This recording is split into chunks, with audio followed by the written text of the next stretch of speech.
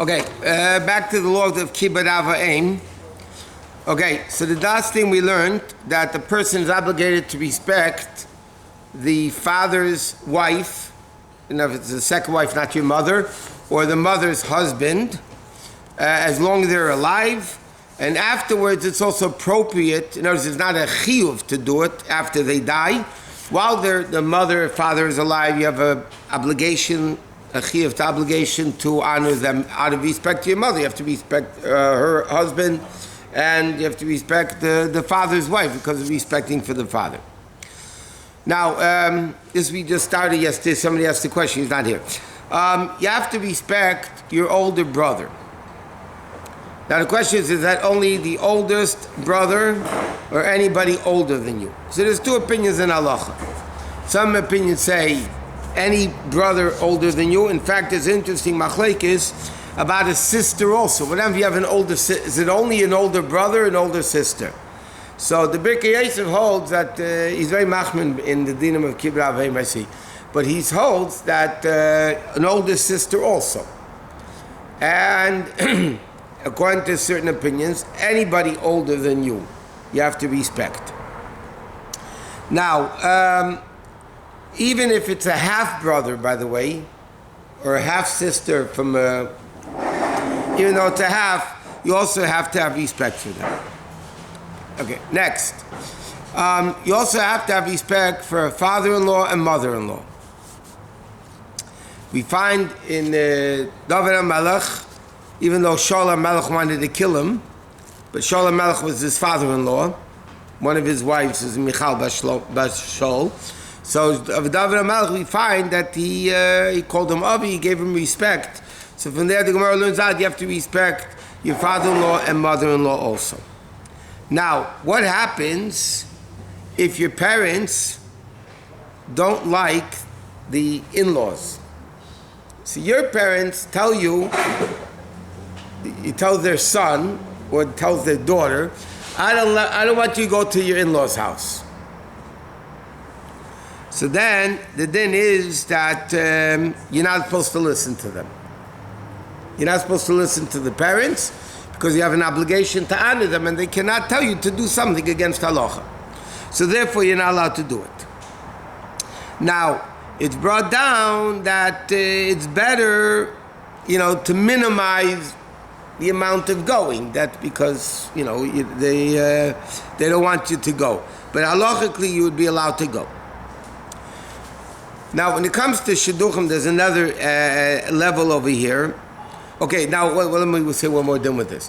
What happens, your grandfather tells you to do one thing, and your father-in-law tells you to do something else. I didn't say mother-in-law, by the way. I said your father, because mother-in-law, I guess you made up pikuach nefesh. But let's say your grandfather tells you to do something, and your father-in-law tells you to do something. So who are you supposed to listen to? So halachically, you're supposed to listen to the grandfather first. Why? Because this is Minchas Elazar holds, because even your father really has to respect the grandfather. So therefore, halachically, you have an obligation to respect your grandfather over a father-in-law or mother-in-law, same thing. Now, what happens though, if you're talking about, we learned this thing, your father tells you to do one thing, or your mother tells you to do something, and your grandparents tell you to do something else. So then halachically, you have to listen to the parents, not grandparents. Even though your parents are obligated to listen to their parents, but nevertheless, it comes to your parents have prior precedent in the obligations of honoring them, and therefore you have to listen to the parents before the grandparents. And therefore it says, and Bechlal is brought down, that you should respect all your relatives, even not parents. And they bring a proof from Yaakov Avinu, when he came to Lavan, it says, he saw them, so it says, he watered all of Lavan's sheep, and it says over there, the pasuk, Achi Imoi. He watered the sheep of Lavan, his mother's brother. So you see from there's a concept of respecting uncles and aunts, and not cousins, uncles and aunts, or older people just out of respect. But it's not the same obligation of listening to them. By the way, there's an interesting issue in Halacha. Let's say person passed away and the children also passed away. The person passed away, the children passed away. Are the children, the grandchildren, are they obligated to say Kaddish for the grandparents? Are they obligated to say Kaddish for the grandparents? So there's opinions in Halacha, and the Rebbe mentions a letter from the Rebbe about it also, that you really should. And we know that a few times a year, the Rebbe did say Kaddish for his grandparents. So it says, in fact, the Poskim write that obviously if you have parents alive and they're not saying Kaddish, then you can't say Kaddish to be learned unless you get permission from the parents. But if somebody doesn't have parents, older people I'm talking about, and there's a grandparent's yard site, so according to many opinions, somebody should be saying Kaddish from the grandkids. It doesn't have to be each grandkid, but the grandkids should have somebody saying Kaddish in honor of the grandparent as part of the mitzvah of Kibbud Avayim. How far does it go up? No, grandparents. Just the Kaddish is enough? Yeah, they don't have to daven for the Yom. They don't push away other chiyuvim. Give food or give... No, just Kaddish is enough. I mean, they could if they want. I mean, even for a yahrzeit, there's no obligation to give l'chaim and mashke, and there's no obligation. In fact, in the non-Chassidic world, if you look Shulchan Aruch, many people have a minute, they fast the day of the parents' yahrzeit. In the Chassidic world, we don't do it. In fact, we give l'chaim, then the neshama should have an aliyah. But in Shulchan Aruch, it speaks about tightness of a yahrzeit. It's a very powerful fast. But Leperel, in the Chassidic world, they don't do it. Okay. Now, there's another issue about what happens. Okay, this is from Halacha, but then you also have another issue of Rabbi Yehuda Chassid. Now, according to Rabbi Yehuda Chassid, it's preferred, and let me just say, there's Savos Rabbi Yehuda Chassid. Rabbi Yehuda Chassid was one in the era of Taisus. He was a very, very holy man. The Poskim being down, there's Ruach HaKodesh in his base medrash. He was a very holy person. And there's something called, besides Sefer HaChasidim, that Rabbi Yehuda Chassid wrote, there's also Tzavos Rabbi Yehuda Chassid. There is the will that Rabbi Yehuda Chassid left over. Many, many things. Some things are kept, some things are not kept. Just traditionally in the world.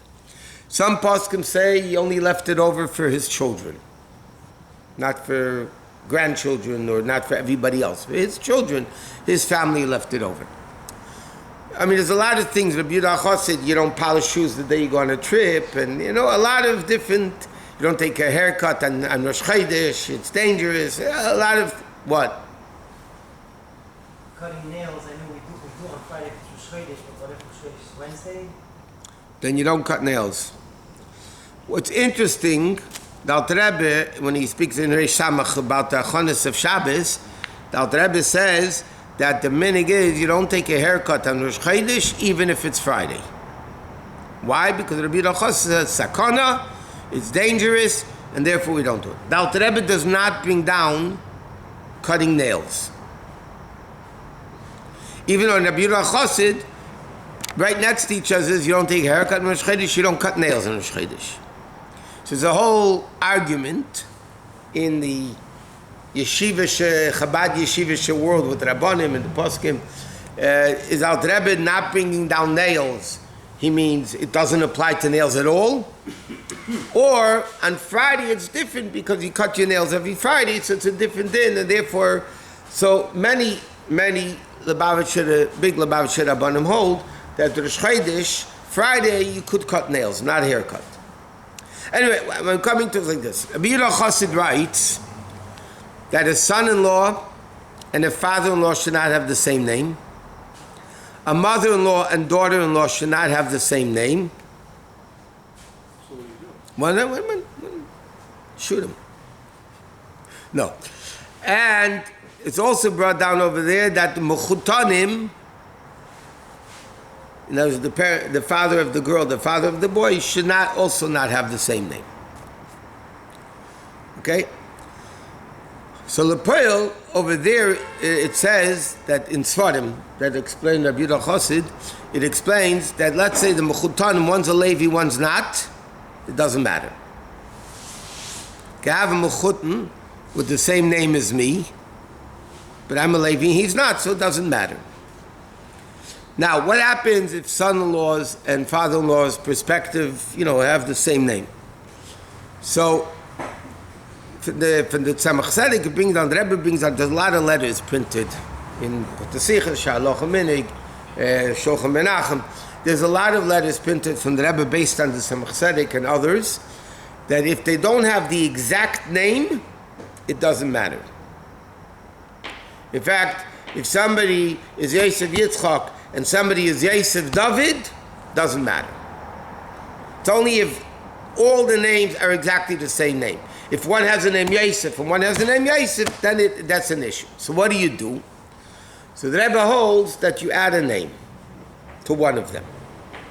You add a name to one of them, and the name you add goes first. So let's say it's Yosef and Yosef, so you call one Chaim Yosef. Whoever one, either the son-in-law picks it, and they don't have to be called always by that name, but like that becomes their official name. And the name you add always goes first. Doesn't matter who we change? No. Usually, so to speak, the son-in-law changes. But lately, there's a lot of Menachem Mendels that are marrying off daughters. And a lot of the boys today are Menachem Mendel. So one case I just had yesterday, the same thing with a name. But the problem is that a Menachem Mendel, if the boy changes his name, there's a strong possibility his next daughter will also marry a Menachem Mendel. So instead of like 4 boys changing the name from Menachem Mendel to Chaim Menachem Mendel, Reuven Menachem Mendel, Shimon, whatever, sometimes it would make more sense for the father-in-law to change his name, because then it's one change, and then all the other kids don't have to. Or you can have, in Lubavitch there was an era there were a lot of Chanas. Right? Well, my wife, before she got married, she was teaching Beis Rivka, 3rd grade in New York. She had a class of 25 girls. 21 of them were Chana. Because they were all born the year that the Rebbe and Chana passed away. So all the Lubavitchers named their kid Chana. Okay? So out of a class of 25, she had 21 Chanas. So one was Chana, Chani, Chan, whatever. She had a bunch of kids you had to call by the last names. I mean, how was he going to call them? So, but it's interesting. Same thing happened with Chaim Mushkas. After the Rebbetzin passed away, a lot of Chaim Mushkas were born. So you have women today that have the name Chaim Mushka, that the son's going out with a girl, could be Chaim Mushka, and it could be an issue with the same name. So then it might be practical just that the older one changes the name, because the chances of a number of them becoming, it could happen. In fact, I know one case that the guy, Menachem Mendel, he has 2 sons-in-law, Menachem Mendel. So he changed his name by the first one because he guessed that there was going to be more Mendels coming into the family. But that's, and then the Rebbe writes, there's no problem with it. There's no problem with it at all. There's also another issue, Rabbi Yehuda Chassid, is 2 brothers shouldn't marry 2 sisters. 2 brothers should not marry 2 sisters. Again, halachically, there's nothing wrong with it. But our custom is, based on the Rebbe Rashab's, that if 2 brothers marry 2 sisters, they should not live in the same city. In fact, the Rebbe's father, the Leivik, had a brother, Shmuel, and they married 2 sisters. The Rebbe's father and the Rebbe's uncle married sisters. And the Rebbe Rashab told them they shouldn't, it's fine, don't live in the same city. I know in Lubavitch there are a few cases of two brothers married two sisters, and they just don't live in the same city. Machat Shin so Meiser Mer Mer Beba Mein Kim Shvila Gauter, wir können gar nicht mehr das, ich brauche sag so wie Revelam können